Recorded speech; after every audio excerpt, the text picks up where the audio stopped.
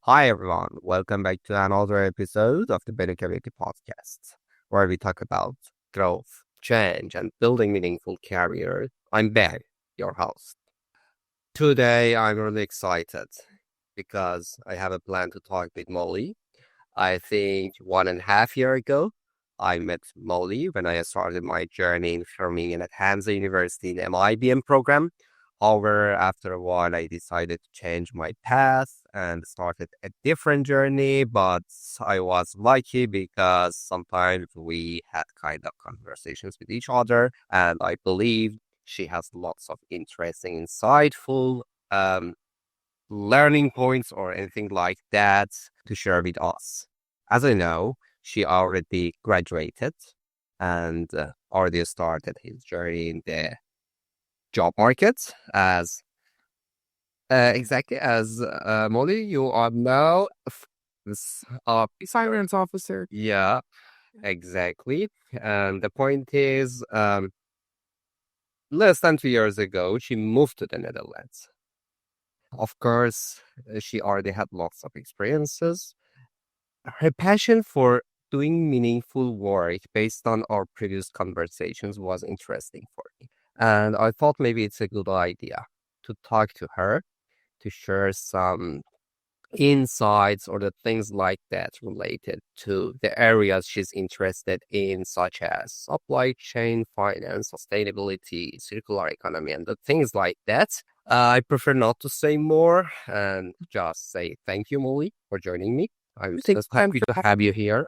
Yeah, maybe you want to introduce yourself. that sounds good. First off, thank you for having me, Ben. As Ben mentioned, my name is Molly. I moved to the Netherlands in August of 2023, and then I met Ben in September during the first couple days of our master's program, which he was in my program to begin with, like he mentioned. And basically, I did my master's of business administration with a focus in international business at Hansa University. And then basically started working here in Groningen as a finance officer ever since. So yeah, it's been quite a journey, but an interesting one at that. So yeah. Yeah, first of all, I expected also you mentioned your family name because that was a little bit difficult for me to pronounce. Maybe it's a good idea to mention that. So, My last name is Schneithorst, so my name is Molly Schneithorst. It has German descent, but actually I've found a couple Dutch people with the last name, so connected with them on LinkedIn, and we've had some decent conversations. So I guess it's actually Dutch, which is really interesting to be here. But yeah. good, great. So let's start with your story. I mean, can you tell a little bit more about your career path so far? Because you decided to move to the Netherlands, and I think after some experiences, you decided also to join that program. I mean, master program. Yeah. What was the story? Why you decided to experience that kind of change in your life? Yeah, the story is kind of a long one. So I've always had this passion to live abroad, specifically in Western Europe. It's always just been an interest of mine. My grandma is from Switzerland, and so I think that might give me a little bit of passion and drive there. She moved to the US when she was, I think, 20 or 22, something like that. Didn't speak any English and immersed herself into a new culture, and really she stayed there and she's loved it. But I kind of have this passion to do the same thing, but just go backwards. So I always had this idea to move abroad. And right after high school, the plan originally was to move to Falmouth in England and study music management, which is what I wanted to do. Didn't go through with it because I let my family talk me out of it. So I worked a couple of years at Amazon while also pursuing my bachelor's degree in business administration at a liberal arts university in Minnesota. And I got my degree in accounting and then started with a public accounting firm called Clifton Larson Allen in Minnesota. They're a top 8 firm, so similar to Deloitte and PwC, things like that. But smaller on the international spectrum. They've just now moved offices abroad, like I think as of a year ago.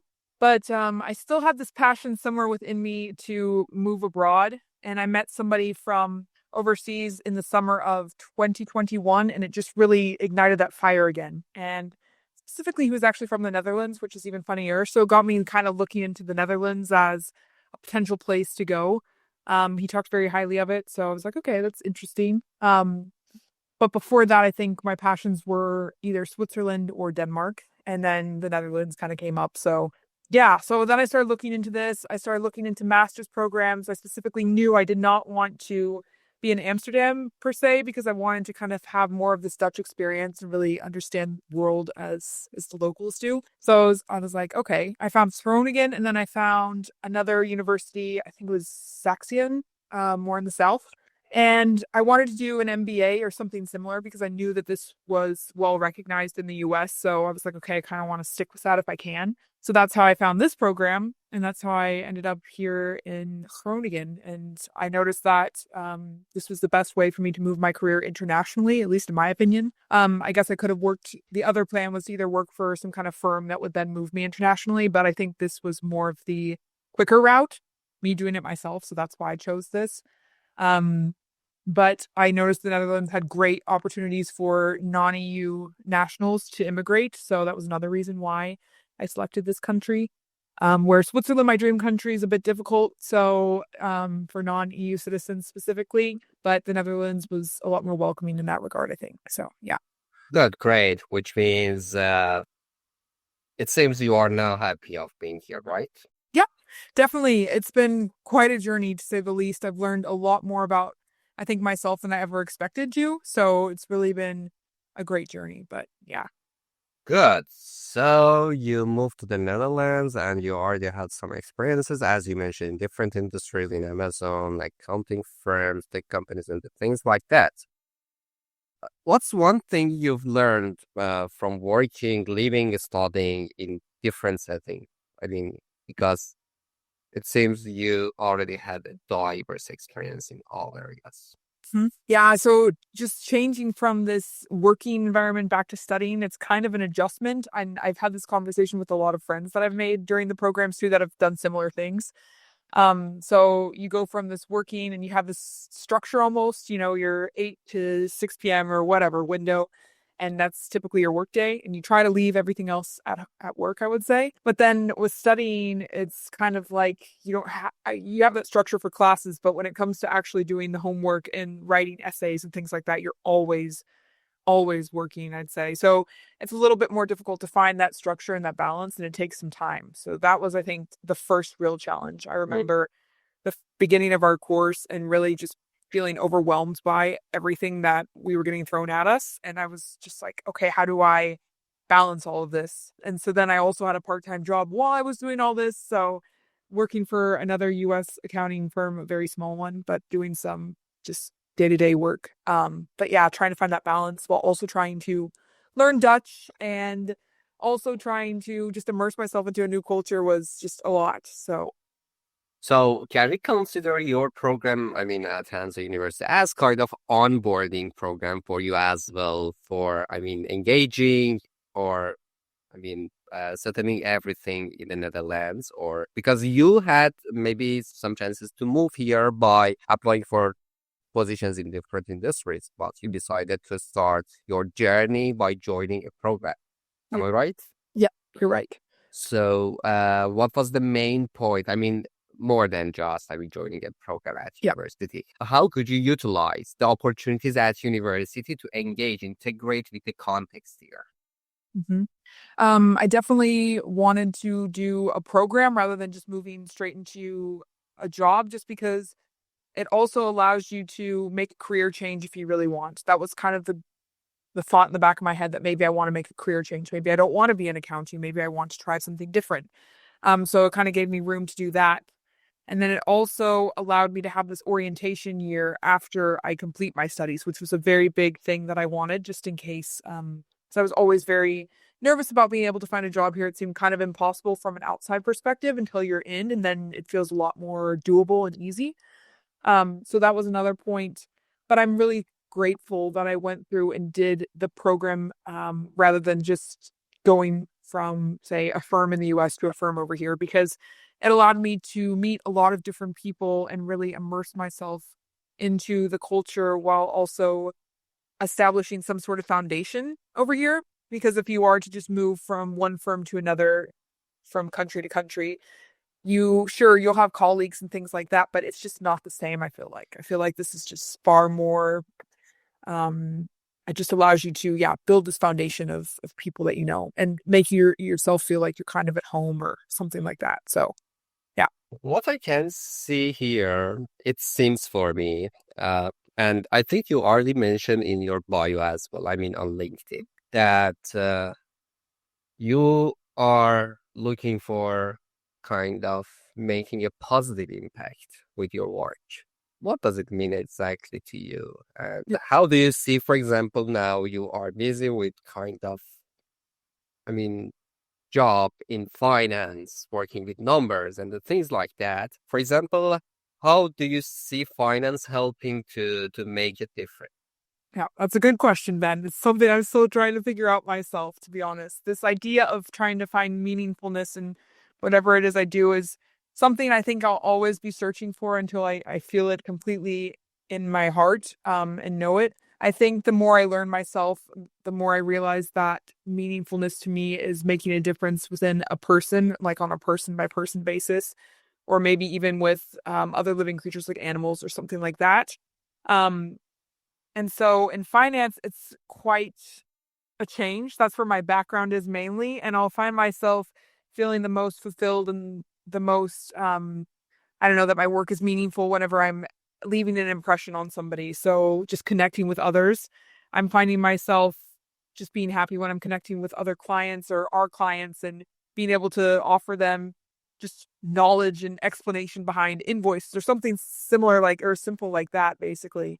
But just being able to provide a good quality product or whatever it is for whatever client or person I'm working for is always super, super nice. But again, I'm always searching for this feeling of meaningfulness. So during my thesis, I did my thesis over circular economy in the data tech center industry, which the company I'm currently working for, we help build interiors of data tech centers for companies like big companies like Microsoft, Google, things like that. So we're playing a little role in the construction industry, but this really kind of showed me the importance of sustainability, circular economy, and changing things and making business make more sense. I found that through this thesis that a lot of businesses do things almost backwards, I'd say, in a way that economically makes more sense or financially makes more sense, meaning that we're cutting costs, but maybe we're transporting things all the way from, say, China to the Netherlands or something like that, rather than just using a local supplier, even though the local supplier might be charging more. It's really just in business, a lot of times I'm noticing that it goes by based on who you know and ways you've done it in the past. So you don't really necessarily want to make the change and change things. And this thesis really helped me see that we just need to start using our brains a little bit more and really just looking into local solutions and stuff like that. So, yeah. Nice, mentioning that local solutions. And as I know, you've been part of programs like Circular Bioeconomy and Green Business Challenge. And now, as you mentioned, you are busy in this area, and as well as you mentioned about your graduation project, in fact. How do you think exactly finance professionals in general, like yourself, Yeah. can help businesses move forward or move toward more circular and sustainable ways of working? I mean, you already mentioned, for example, local solutions. Yeah. What else you can mention that? hmm I would say that the biggest thing, and I've learned a lot about this in our program, is maybe, and it sounds backwards for finance professionals because I feel like we're ingrained to learn that we want to save money and we want to be, spending less if at all possible. So choosing whatever that solution is. But I think that we now are in a decent place in the world where we're able to have more variety and look at different options. Whether that mean we're spending more money, but we're choosing a more sustainable approach, then maybe that's what we need to be doing. So I think that's one way that financial professionals can really change things. It's just by looking into the why and really understanding what they're doing rather than just trying to save money all the time. So I'm not saying all financial professionals are like that, but I definitely think that's one way is which is kind of anti-business, more on the lines of like degrowth and ideas like that, but it also can lead to a better I would say a better environment and better place for all inhabitants. So yeah. So maybe it's a good idea now to breach another question I wanted to ask you. At Better Community, we are trying to focus more on future radio skills. From your experience, what skills do you think are most important for finance or business professionals to be ready for the future? If you want to mention two main ones. Okay. Two main ones. I would say the first one I think would just be having an open mind and being willing to make changes in your processes and just being able to be flexible and just yeah, accept changes and just work with them basically. I think a lot of people get stuck in their ways and that's sometimes not the best way to grow as an individual and especially for a company. So I'd say that's the first one. And then the second one, I would say maybe just challenging the narrative a bit. Like this is a challenging the narrative, like I was just mentioning about saving money, maybe like, okay, let's focus on maybe making better choices, even though it's going to cost us maybe a little more. As long as our business is still afloat and we're still profiting and everything's going in that right direction, we don't need the entire cake. We can have a part of it and then share a part of it too. So maybe something like that. As you mentioned, you had different experiences in different industry, then you moved to the Netherlands. I had almost the same experience. I mean, for 2 decades, working in different settings, suddenly I decided to move to the Netherlands and started a new journey, which means in these kind of situations, we need to be as much as possible flexible, adaptable, and things like that. My question from you is, what's helped you stay flexible and grow through all these changes? Yep. I would say that just remaining empathetic and listening to different people's stories and just understanding where they're coming from, I would say is the best. Being able to put yourself in somebody else's shoes and try to understand their background as much as possible has always been um, very helpful for me in order to embrace, I think, all these different changes and really understand another person's walk of life. Even though I would say Western Europe is very similar to the US in terms of other countries, like, for example, your past, I would say, is probably far different from Western Europe. But I would say that there's still differences.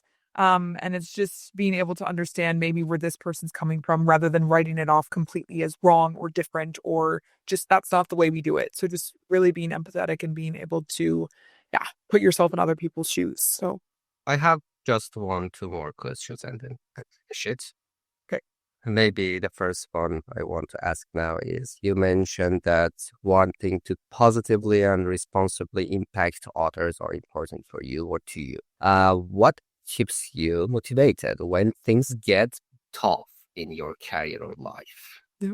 I would say just focusing on the little things and basically focusing on what you do have and what you're grateful for. For example, like the sun is out right now in the Netherlands. This is something that keeps me going when the sun is out. For those that move to the Netherlands, we really learn to appreciate the sun a lot more, I would say, especially when you move from the US, which personally I didn't think was that sunny until I moved to the Netherlands. And then I realized, okay, it is actually quite sunny compared to here. So, and just some of the little things, and those that you're grateful for, like a roof over my head, heat, my friends, things like that, and just finding inspiration in little things. So, yeah.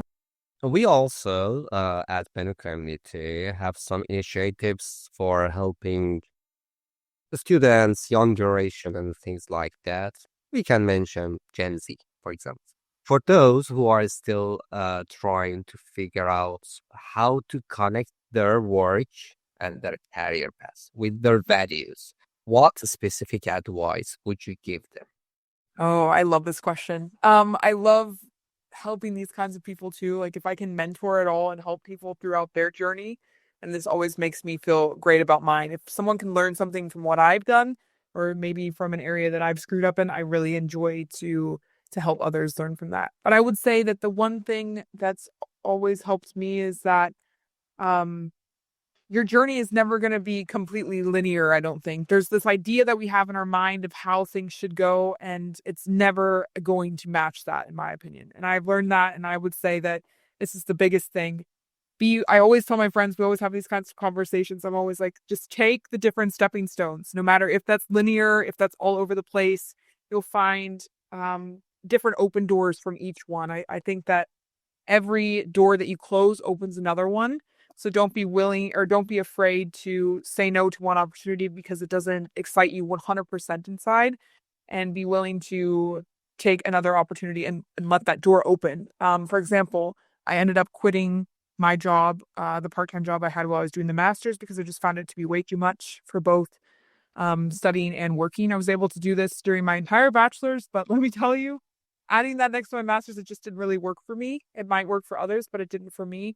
And so I closed that door and a new one opened. I found another job within like a month of that. So it's like new doors will open once you close one and you put your sights somewhere else. I would say another good advice is just take the leap, no matter what that looks like. If you're afraid, take the leap. All the other doors will open once you allow yourself to just take that leap. I think everything else will find its way. So I would say that I had a lot of hesitation moving to the Netherlands at first. There's a lot of questioning in my mind. Is this the best idea for my career?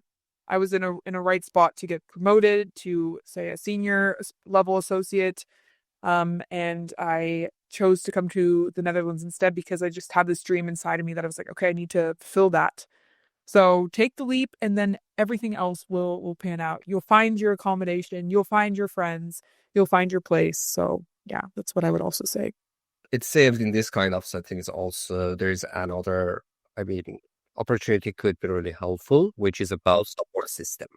My question is, what kind of community or network has been most helpful to you in your journey, and how important to you think communities like the Benu as a community-driven initiative are for personal and professional growth? Hmm. I think a community is the best way to grow. I think just building a community of people that you aspire to be like, or that you can find ways that you admire about these people, is a great way to have self growth. There's a saying that says like surround yourself by those that you would maybe want to be or be like, and I think that's really important. So I made sure to create a nice network of close friends that I've had. They've all since left Groningen, so it's been a little bit challenging, but I will say that I found parts of their characters that they pushed me to be the best version of myself, and I pushed them to be that as well. And then there was just pieces that I could learn from them and that they could maybe learn from me. Just very wholesome and just pure friendships. So I would say that. I would say that surrounding yourself with like-minded individuals and getting yourself into different organizations similar to the Bennu community, or maybe any other organizations you find, is another good way, because then you're networking with people that maybe on paper you're completely different, but then you might find some common ground and really learn from others. And I think that being able to have a good network is the key to finding jobs and just any opportunities kind of like all over the world. So yeah. Gotcha. I tried to ask some main questions I was thinking about, but maybe I missed something, or you want to mention or stress on something at the end. If anything else you think it's really important to emphasize, just let us know. Let me think. So I think we've covered a lot of good points and a lot of good questions in terms of coming to another country and really just kind of starting over, I guess, in a way. I'll say that I think culture shock is also a big one, even if you're moving from one culture to another that are relatively similar. You're gonna have your ups and your downs. Culture shock is really real. There's a lot of books out there about this, and I would definitely recommend reading one, because you will have these highs and then you will have some lows. And I think everybody's journey looks different. They say that usually on average it lasts about 6 months. I found that it lasted a lot longer for me. But I think it's just, you just have to accept that, and you're just going to say, okay, this is part of the process. And once you do that, then it's a lot easier to move on. But yeah, I would say culture shock is actually a big one, but also it makes you really proud of yourself once you kind of get through that, like, you know what, I did this, and it just, yeah. And I would say that's another piece of advice that I would give to people trying to figure out their careers and mesh everything together. Because I haven't got it all figured out yet myself, I'll say. But as long as whatever you're talking about, what you're doing, it makes you feel proud inside, um, then I think you're doing the right thing. That's personally what I've learned. So yeah. Indeed, and maybe a little bit learn more about intercultural competency. Yeah, exactly, exactly. I was lucky that we had a class on that in our program, which I think you also did. Yes. And yep, with Vanderpool, I think. Yeah. Yeah, it was very insightful. It was actually a very interesting class. I think there's a book from the 80s that we read some excerpts from, and it was really interesting about the different topics that they covered. So I found that class really nice. A little bit angering at times because I thought, okay, some of this is not necessarily like true in terms of, I guess they talked a lot about Americans. So part of it I was just kind of like, there was a saying I think in there that said something like Americans will make friends and then they're just friends. They're not like they don't want to connect on a deeper level. And I don't think that's necessarily true per se. I mean, it's on a person by person basis, not a nationality basis. But Exactly, that's right. Maybe instead of focusing on kind of stereotyping, it's really important just be aware that okay, we have some differences, and at the same time, person by person, as you mentioned, maybe it doesn't mean okay if you are American then everything is the same for all people like you. Yeah, makes sense. yeah. Thank you a lot. Thank you so much for sharing your story. I enjoyed it. I had a plan to talk to you a little bit earlier, but at least now. Yeah, yeah, exactly. I love how you're using your finance background and your previous experiences to think bigger about people, planets, making a real impact. And I hope to have a chance to, I mean, have you in our community more in the future, engage you more. And everyone who are listening this episode, I hope you find this chat as inspiring as I did. And if you like to find other episodes as well, don't forget to subscribe and share it with your friends who might also want to combine their career with a bigger purpose. We are gonna publish this episode in our different channels, Spotify, Apple Podcasts, Castbox, and other platforms. Thank you. Thank you a lot. And if you don't have anything else to share, just let's say bye. Okay. Thank you, Ben. Yep. Hope to see you soon. Thank you, Ben. Have a good day.